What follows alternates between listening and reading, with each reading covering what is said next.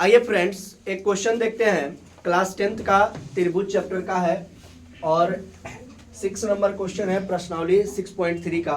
तो चलिए, कह रहा है कि आकृति 6.37, तो यहाँ पर वो दे दिया हुआ है में यदि त्रिभुज ABE, तो देखिए दे रहा है त्रिभुज ABE सर्वाक्षम त्रिभुज है ACD, त्रिभुज ABE और सर्वाक्षम त्रिभुज ACD है।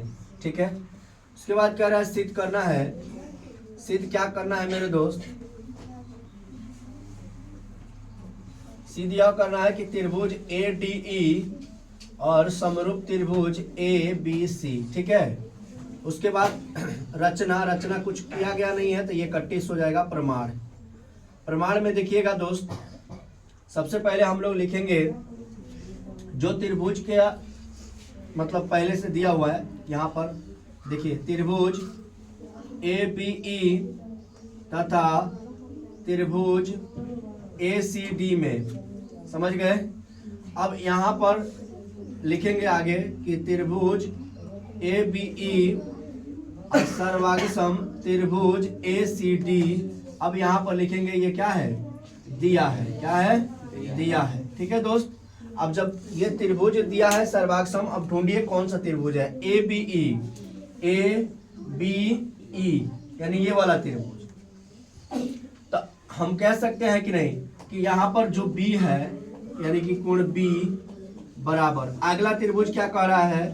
त्रिभुज ACD तो ये वाला कोण यानी कोण C क्या होंगे? आपस में बराबर होंगे कि नहीं?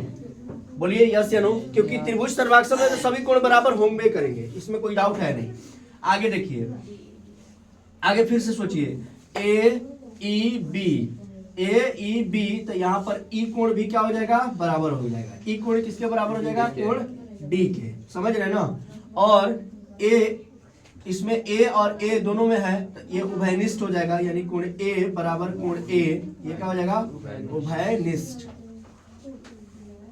ठीक है, अब इसलिए ये त्रिभुज क्या हो जाएगा? सर्वाक्षम त्रिभुज हो गया सर्वाक्षम, क्योंकि पहले से दिया हुआ है। अब जब त्रिभुज सर्वाक्षम हो गया, कोण बराबर हो गया, तो अब हम लोग को लिखना है त्रिभुज ADE, ठीक है, तथा त्रिभुज ABC में। ठीक है, अब हम जस्ट लिखेंगे, देखिएगा क्या लिख रहे हैं। एक AB लिख रहे हैं, क्या लिख रहे हैं? AB। आप सोच सकते हैं ना कि कोण बराबर है तो भुजा भी बराबर होगा, क्योंकि त्रिभुज सर्वाक्षम में तो सभी बराबर न रहेगा।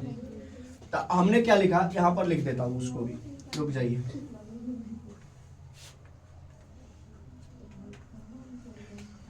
आप और AD बराबर AE हो जाएगा कि नहीं? देखिए AEB यानी कि इसमें का इतना और ADC यानी इसमें का इतना हो जाएगा बराबर। हाँ या ना में बताइए। ठीक है, यानी कि ये भुजा इस भुजा के क्या हो गया? आपस में बराबर हो गया। फिर हम कह सकते हैं कि ये लंबी वाली भुजा इस लंबी वाली भुजा के क्या हो जाएगा? बराबर हो जाएगा। कैसे? देखिए AEB यानी कि इसमें का ये लंबा वाला हो गया यानी AB बराबर। आगे देखिए ADC यानी कि इसमें का ये लंबा वाला आ गया यानी AC, आपस में क्या हो जाएगा? बराबर हो जाएगा बराबर।